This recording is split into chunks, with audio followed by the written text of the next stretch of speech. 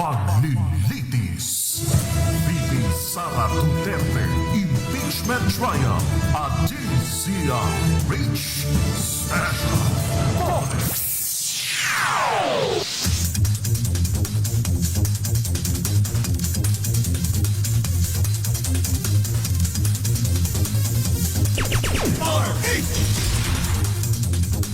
Alas 12:21 ho, nag-lunch break muna ang Senate Impeachment Court at natapos na nga ho ang pagtestigo ng ex-COA State Auditor na si Roderick Wamil. Ano ho?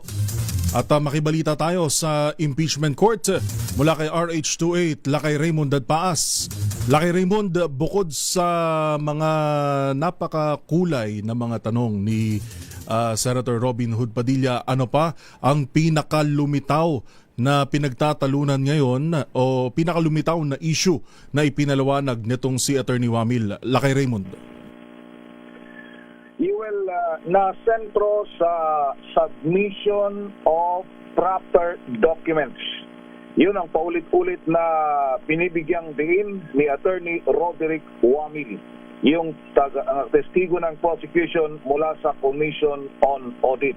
Dahil sa pagtatanong ay lumitaw ito sa pagtatanong ng mga senador na nakikita kung kanino pumapanig. Dahil kitang-kita kung paano nila idinidepensa ang isang usapin. Kasama na dito yung tanong ni Senador Amy Marcos na iginiit niya na hindi daw dapat si Vice President Sara Duterte ang accountable officer dahil hindi naman siya yung Special Disbursement Officer o SDO at payee ng mga cheque na napunta sa DepEd at ganoon din sa Office of the Vice President. Sa panig ng OVP ay si Ms. Gina Acosta. Samantalang sa DepEd naman ay si dating Yusek Edward Fajarda. Pero sabi ni Ginoong Roderick Wamil, accountable officer pa rin si Vice President Sara Duterte dahil number one, siya ang head of agency at siya ang nag-approve nung pagkuha ng cash advance at nauna ninyang tumestigo na siya din. Si Vice President Sara Duterte ang nag-certify nung mga documents na isinabit sa Commission on Audit. So doon umikot ang marami sa mga katanungan dahil importante na ang sinasabi dito ay yung doon sa ipinalabas na audit observation memo ay kinakailangan lang nila dahil merong 15 days kapag ang isang agency ay merong audit observation memo ay may 15 days na mag-submit ng mga dokumento. Kung hindi sila makapag-submit ay may maglalabas ang COA ng Notice of Suspension. And doon sa Notice of Suspension ay may 90 days naman sila na mag-comply. Pag hindi pa rin sila nakapag-comply, dito na lalabas yung Notice of Disallowance na sinasabi at dito na yung kung magkano yung pera dapat ibalik ng government agency dahil hindi nila napatunayan na tama yung kanilang paggastos at maliban dyan, meron ng referral to the Office of the Ombudsman na magsagawa ng investigasyon maliban lamang kung merong appeal mula sa government agency na merong notice of disallowance. Yun yung kanina ay pinaliwanag nitong si Attorney Roderick Wamil. Kaya sa ngayon ay natapos na. Sabi nitong sa pinakauli ay tanong ni Senator Kiko Pangilinan na kung doon sa karanasan ni Ginoong Wamil bilang isang auditor ng confidential funds sa iba't ibang mga agencies dahil mayroon daw may 30 agencies na kanyang in-audit na gumagamit ng confidential fund, kung nauubos ba itong kanilang confidential fund, at sabi niya yung iba ay hindi nauubos dahil kitang-kita sa Office of the Vice President at DepEd na inubos yung ibigay sa kanilang pondo, pero sa ibang agencies hindi daw nauubos yung kanilang confidential fund. Sa katunayan ay isinasauli ito sa National Treasury. Yun yung ilan sa mga kaganapan sa pagtatanong ng mga senador ngayong umaga Doon naman sa panig ni Senador Ping Lacson, nakukulangan siya dahil doon sa mga pangalan na lumabas, gaya nila Mary Grace Piato, sila Andy Lim, ay hindi man lang daw ipinursigi ng COA na investigahan kung totoo ba itong mga taong ito o kung sino yung mga nagsulat-sulat ng mga pangalan na yan. Pero ang sabi kasi naman ng COA auditor, wala na doon sa kanilang kapangyarihan dahil nagbabase lamang sila sa kanilang audit sa kung ano yung mga dokumento na naisumite sa kanila. Ilan lamang yan na UL sa mga kaganapan sa Day 13 ng impeachment trial kay Vice President Sara Duterte. Ito si RH20, Raymond Dagpas para sa DZRH, una sa Pilipinas, una sa Pilipino. Maraming salamat, Lakay Raymond Dadpaas. Flash Report. Flash Report!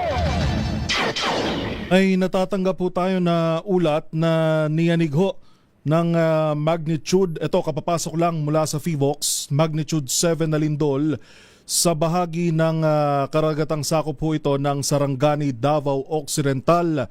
Nangyari ho ito ngayong alas 12:13 ng tanghali, magnitude 7, base ho ito sa inisyal na datos mula sa FIVOX. Antabayanan ho ang follow-up, ang detalye ukol ho sa mga lugar na kung saan naramdaman ito hong lindol. Pero meron ho tayong natatanggap na mga mensahe sa bahagi ho ng Southern Mindanao, Zamboanga, South Cotabato ay nararamdaman din nila. Maaari ho kayong magpadala sa amin ng update ng mensahe kung saan naramdaman ito hong saan lugar ho kayo naroroon ng maramdaman ito hong malakas na pagyanig na ito. Again, initial pa lamang ho ito, posible pang magbago. Magnitude 7, Sarangani, Davao Occidental. Flash Report. Flash Report! Basta't may nangyari, unang maririnig sa kauna-unahan. DZRH. Dako tayo sa panig naman ng prosekusyon. May kinalaman pa rin ho sa usapin ng impeachment. RH12, Milky Rigunan. Miss Milky. Magandang hapon, UL. Day 13 ngayon ang impeachment trial ni Vice President Sara Duterte. At sa recap sa unang bahagi ng hearing, hindi nagsumite ng mga report para maging basehan na naging matagumpay ang mga programa ng Office of the Vice President sa ilalim ng Department of Education gaya ng reward system, anti-insurgency at mga gamot na pinondohan sa ilalim ng contingency fund ng DepEd. Sa tanong ni Senator Risa Hontiveros kung alam ni State Auditor Roderick Wamil kung meron bang sakit si Mary Grace Piatos dahil para sa medical funds ang mga na-release na pondo para dito. Ang sagot ni Wamil, hindi niya alam dahil sa sandaling ma-release ang pondo sa isang ahensya ng gobyerno, hindi nila namomonitor ang pinagagamitan ng pondo. Pero paulit-ulit na sinagot ni Wamil na tungkulin ng tagapamuno ng isang ahensya ng pamahalaan na tiyaking mapupunta ang budget sa naturang programa dahil pera ito ng taong bayan.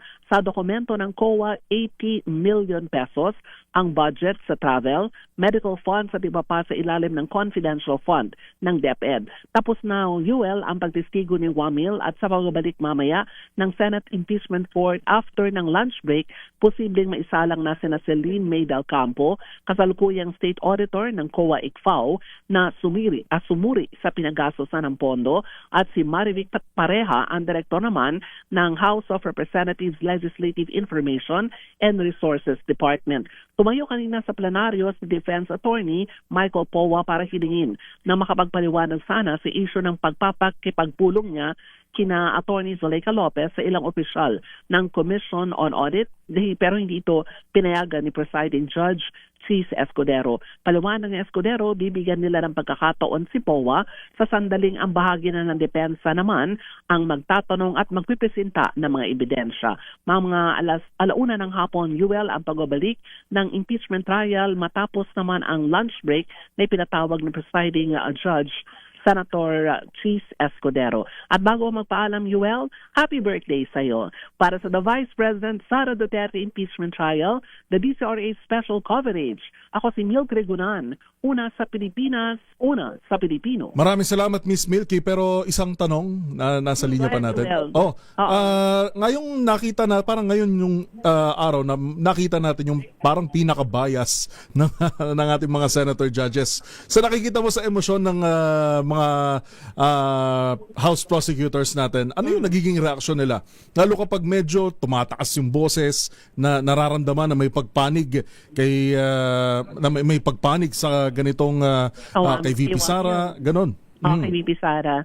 Parang ilan ba ang napansin mo dyan, Yuel, na mga senator judge?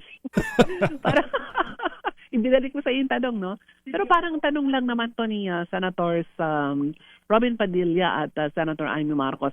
Actually, nag-attempt ng maraming pagkakataon sa Senator Amy na maitiin itong si Wamil sa ilang mga pagtatanong. Una, kung kumbaga ay meron bang pananagutan ang Vice Presidente. Kasi ang pumirma naman daw sa mga maraming dokumento yung pero silang binabanggit na ilang matataas na opisyal ng COA, ng OVP at ng DepEd. Ang sabi nga ni Wamil, hindi yun palusot dahil unang-una nasa memorandum 2015-01 na bukod doon sa ilang matataas na opisyal ng government agency, dapat yung pinaka-head ay pipirma din at alam yung nangyayari at pinagagamitan ng pondo.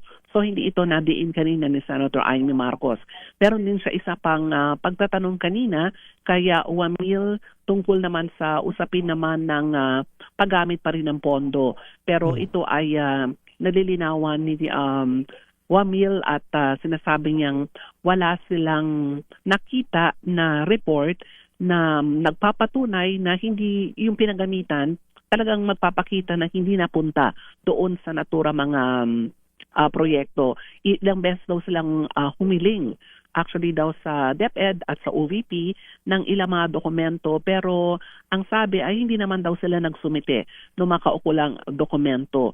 Ang puna lamang dito yung audit query ay sabi nila ng COA ay violation kasi hindi ito ang nire-request ng COA. Kaya ang sabi niya, hindi nila pinayagan yung request ng dalawang opisyal. Ito ay sina Attorney Michael Powa at si Attorney Zuleika Lopez. Right, maraming salamat, Miss Milky. Maligayang kaarawan sa iyo, Yuel. Balik sa iyo. Thank you, maraming salamat, RH12 Miss Milky Regunan. Alas 12:34 ng tanghali, bago lang tayo mag-commercial break. Hingi muna tayo ng detalye kay Val Gonzales kaugnay ho nitong malakas na lindol na yumanig sa bahagi ng Southern Mindanao. RH5, Val Gonzales. Val, anong latest mula sa FIVOX? Yes, Yuel, patuloy na nakikipag-ugnayan tayo sa Philippine Institute of Volcanology and Seismology of FIVOX. Dahil nga rito sa malaking pagyanig na ito na umabot ng magnitude 7. Magnitude 7. Pero ito, Yuel, ngayon lamang ay naglabas na ng isang advisory. Itong FIVOX at kanilang binabanggit na bagamat nasa 10 kilometro lamang ang lalim ng pinaka-sentro nitong magnitude 7 na lindol na nangyari dito sa may silangang bahagi ng Sarangani, karagatan ng Davao Occidental, ay walang tsunami threat o walang anumang banta na maring makagawa ito ng tsunami sa mang bahagi ng ating bansa. Ito, Yuel, yung latest na inilabas ngayon, itong FIVOX dito sa magnitude 7 na lindol na nangyari kaninang alas 12:13 ngayong tanghali. Tectonic ang origin ng lindol na natukoy nga sa lalim na 10 kilometro.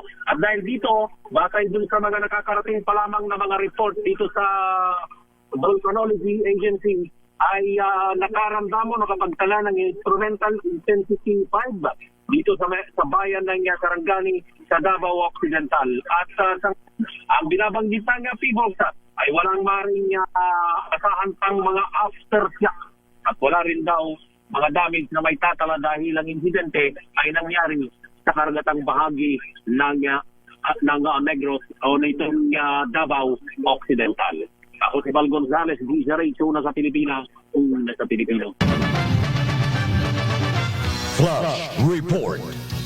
Flash Report. Maraming salamat Val. Babalik ho tayo Pilipinas ang oras alas 12:36 ng tanghali.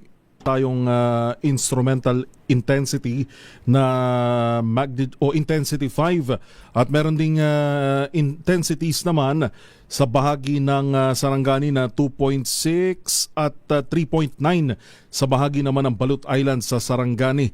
Makikibalita tayo mamaya kung ito ay may kinalaman, itong mga sunod ng naitatala ng PHIVOLCS, kung ito ay may kinalaman doon sa magnitude 7. Pero ang malinaw ho ngayon ay walang banta ng tsunami. Ang paglilitis. VP Sara Duterte Impeachment Trial at DZRH Special Focus. If I get impeached, then that is my end. Balikan na natin ang impeachment court sa panig naman ng depensa mula kay RH7. Henry Uri. Ka Henry? Tumanggi mo ng idetalye ni Attorney Michael Powa, ang abogado at tagapagsalita ng defense panel ni Vice President Sara Duterte dito sa nagaganap na impeachment trial sa Senado, ang kanyang bersyon kung bakit nais niya sanang sagutin kanina sa impeachment court yung sinasabi ni Senator Raffy Tulfo na may tila conflict of interest doon sa napaulat na pakikipagpulong ng mga taga-office of the Vice President sa pangunguna ni Attorney Michael Powa sa mga kinatawan ng COA. Lumutang kasi UL dito nga sa Senado, sa impeachment court, na kinuwestiyon ni Senator Raffy Tulfo na mayroong pulong na naganap sa pagitan ng mga taga-DepEd at pinangalanan si COA na kasama dun sa pulong at tinanong ni Senator Tulfo kung may conflict of interest nga ba rito, pero nagruling naman si Senator Chis Escudero, ang presiding judge, na wala naman sapagkat hindi naman si Powa ang nasa sakdal. Paglabas ni Powa, UL, habang magkakaroon sila ng lunch break, ay tinanong namin kung ano ang nais niyang paliwanag. Ang sagot niya lamang, UL, ay bawal dito. Nagruling na si presiding judge, so yun na yun. Pero mamaya ay aalamin natin sa kanya magiging press conference kung ano ang nais pa niyang idagdag sa paliwanag na ito. Samantala, UL, naitala ng depensa ang mga malalaking bagay ngayon na bumulaga sa taumbayan tungkol dito sa paggamit ng confidential funds.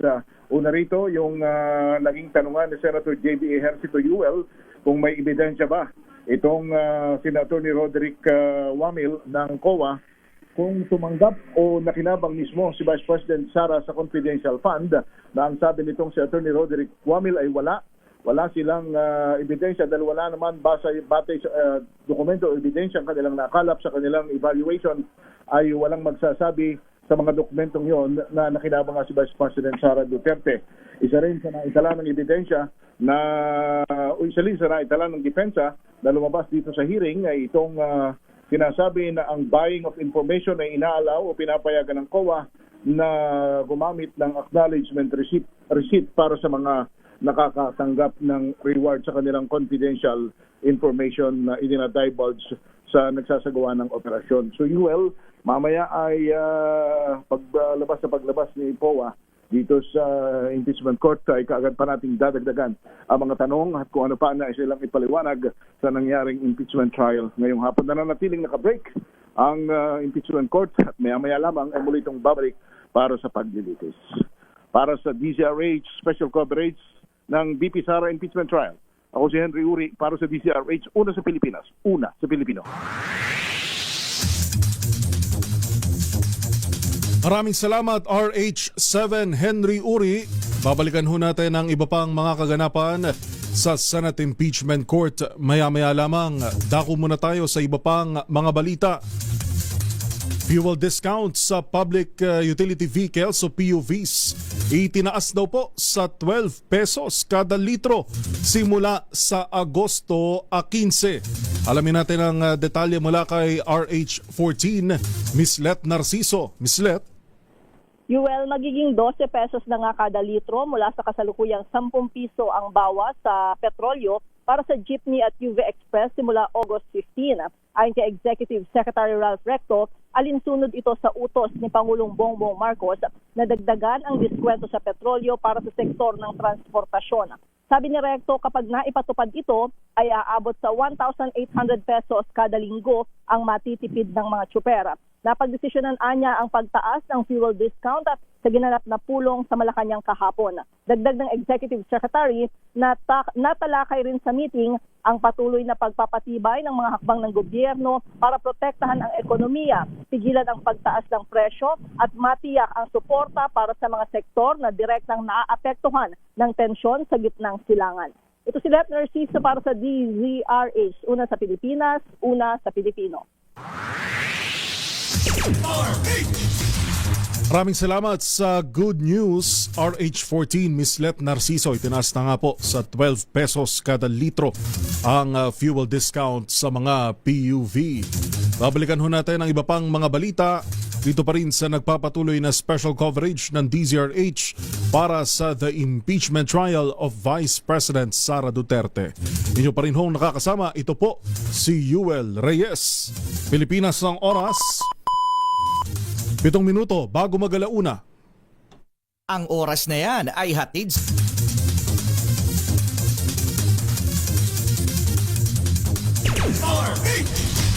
DZRH Special Coverage. Bago natin balikan ang Senate Impeachment Court, ratsadahin muna natin ang mga balita sa labas ng himpilan. Senator Bato de la Rosa hindi umano totoong naaresto. Huli pang nakita sa Mindanao. Sino nagsabi niyan? RH52 Edniel Parosa. Edniel? Yoel, tinuldukan na ni Interior Secretary John Vic Remulla ang report o mga haka-haka na nahuli at nadali na sa dahig si Senador Ronald de la Rosa. Sa ambush interview sa Quezon City, tinawag ito ni Remulla bilang fake news. Anya, hindi ito totoo, lalo na ang espekulasyong dinala sa The Netherlands ang senador. Wala rin namanong dahilan ng otoridad upang maglihim kapag naaresto ang magbabatas. Walang secret operation. Tiniyak ni Remulla na magiging transparent sila sa kanilang ginagawa. Dagdag ng kalihim, dadaan sa normal na proseso ang senador kapag nakuha ng law enforcement personnel, gaya na lamang ng Philippine National Police. Kabilang dito ang booking procedure, pagharap sa kanya sa korte, bago tuluyang isuko sa extradition. Tulad ng huling sinabi ni DLG Secretary, huli umano nakita si De La Rosa sa area ng Mindanao. Tumanglimang magbigay ng espesipikong detalye habang nagpapatuloy ang manap.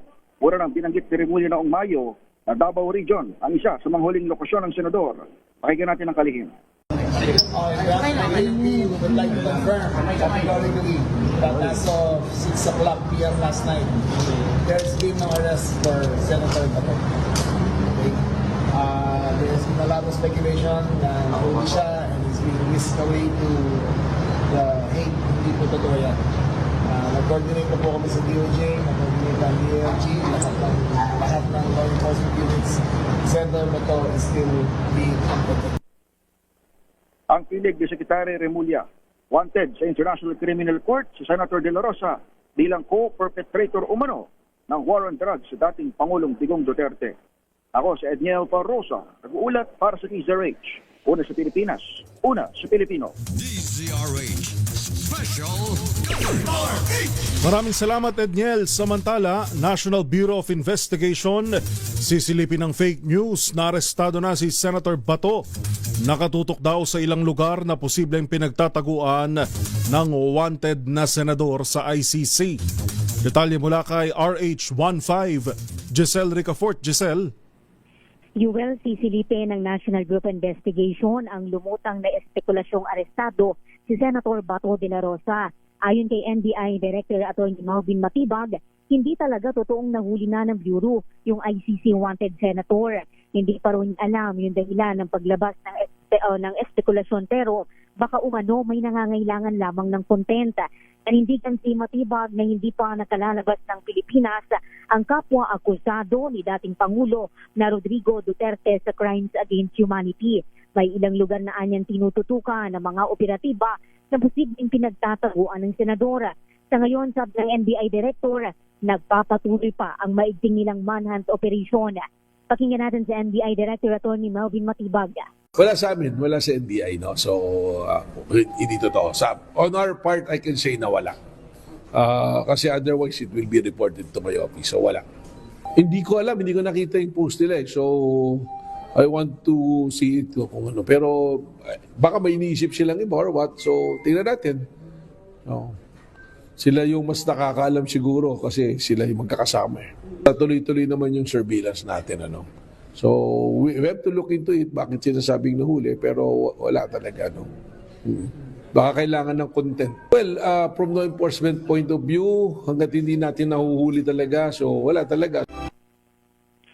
Tumanggi naman si Matibag na magkomento sa pahayag ni dating presidential spokesperson Harry Roque na may nanghudas umano sa dating top cop. Una nang sinabi ng palasyo ng Malacanang na diversionary tactic lamang ito ng mga kaalyado ni Vice President Sara Duterte. Matatandaang matapos yung mahigit kalahating taon na pag-absent sa Senado, sumulpot si Bato sa Senado para sa palit liderato noong Mayo 11 pero tumakas naman noong Mayo 14 kasunod ng shooting incident doon. Ito si Giselle Ricafort para sa DZRH una sa Pilipinas, una sa Pilipino. DZRH Special Coverage. Maraming salamat, Giselle Ricafort. Pilipinas ang oras. 3 minutes makalipas ang 1:00 ng hapon. Ang oras na yan ay hatid sa inyo ng Paglilitis.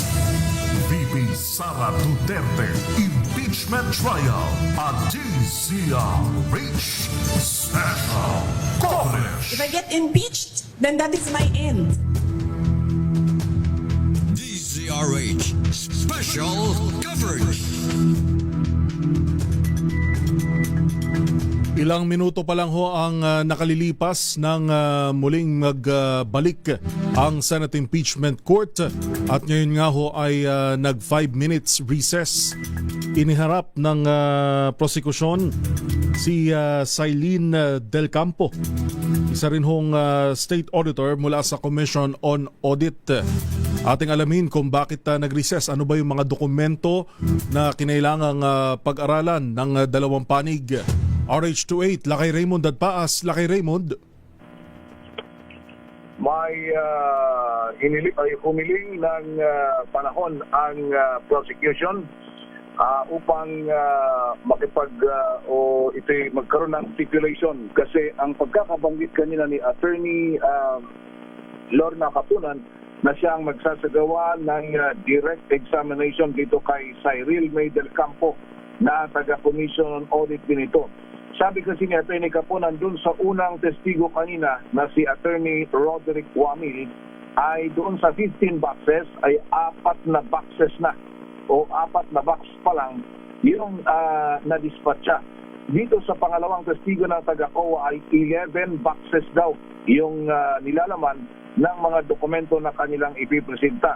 Kaya para mas mapadali yung proceedings ay hindi niya na magkaroon ng stipulation doon sa mga dokumento, lalong-lalo na yung mga namarkahan na doon sa nauna nilang pag-uusap itong panig ng depensa at nagkaroon din yung prosecution. Ang tumatayong abogado sa panig ng depensa ay si Attorney Christine Ferrer at siya yung tatayo para dito sa presentation kay Cyril May Del Campo mula sa Commission on Audit. Kaya ngayon ang nagdesisyon si presiding officer Chief Escudero na bigyan sila ng 5 minuto dahil ganito rin yung ginawa nung bago ipremisinta si Ginoong Roderick Wamil na dahil mayroon na lang mga previously marked evidence, kumbaga nagkasundo itong panig ng depensa at saka ng prosecution para mas kapag inilabas yung mga dokumento ay wala ng question na kumbaga tinatanggap pareho ng dalawang kampo yung mga dokumentong ito na maipipresenta sa pagpapatuloy ng pagdinig na ito. Medyo yun ang ating tabayaran dahil medyo mabilis yung oras at Kahapon ay 2:37 nung tinapos yung hearing dahil nga kailangan alas 3 ng hapon ay merong sesyon. Ngayong araw ay ayun ang ating antabayanan kung ganung oras din ang itatakbo ng trial sa araw na ito. At previously, yung hiniling nilang 5 minuto ay umabot ng 15 minutes bago natapos yung stipulation dahil nga sa napakaraming mga dokumento. Lalong-lalo na ngayon, ang pagkakabanggit nga ni Atty. Kapunan ay 11 boxes of documents. Ami. Kailangan nilang pagkasunduan kung alin dito yung tanggap ng prosecution o ipipresenta ng prosecution na tanggap na rin ang depensa para mas mapadali yung proseso, Yoel. So, yan muna at magbabalik tayo, Yoel, kapag natapos na itong pag-uusap na ito at tuloy itong pagdinig na ito. Balik muna sa inyo, Yoel. Maraming salamat, RH28 Lakay Raymond Dadpaas. Sana hindi abutin ng isang oras. Lalo tang binabanggit nila kay Raymond ay 11 boxes ang ini-stipulate ngayon kung alin nga yung tanggap ng panig naman ng depensa. 1:14 na ho ng hapon. Babalik tayo sa iba pang mga update dito pa rin sa paglilitis kay Vice President Sara Duterte na naka-break ho ngayon. Naka 5-minute break upang pag-usapan ho, may pinag-uusapan ho yung dalawang panig tungkol doon sa 11 boxes kung alin yung o naipipresenta ho ngayong hapon sa pamamagitan naman ng witness. Pangalawang witness na ho ito ngayong araw, si Cylene May Del Campo, auditor din ho mula sa Commission on Audit. Samantala, bago lang tayo mag-break, yun hong lindol na binabanggit natin kanina na magnitude 7 ay ibinaba na sa magnitude 6.4. Ano-anong mga lugar ang nakaranas ng pagyanig? Mamaya ihatid sa atin ni Val Gonzales. Pilipinas ang oras. 1:15 na ng hapon. This time check is brought to you by AC